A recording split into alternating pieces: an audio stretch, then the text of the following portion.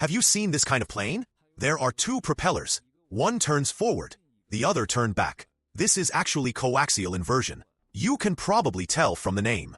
On the same axis, but the direction of rotation is opposite. So how did he do it? For example, this axis has two layers, like a tube inside another tube.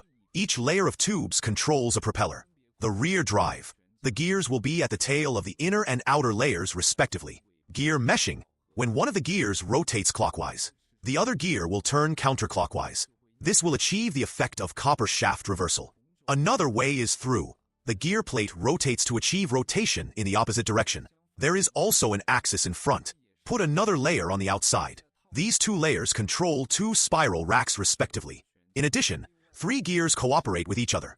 It can also realize copper shaft reversal. So what are the benefits of this design?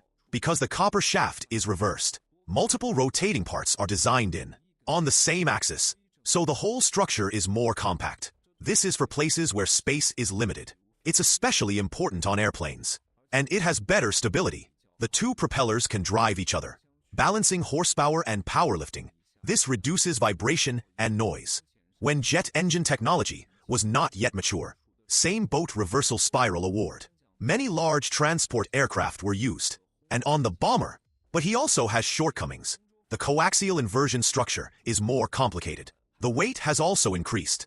It also depends on precision. Processing and good lubrication technology are the key. Therefore, the manufacturing and maintenance costs are relatively high. Do you know where the copper shaft reversal is used?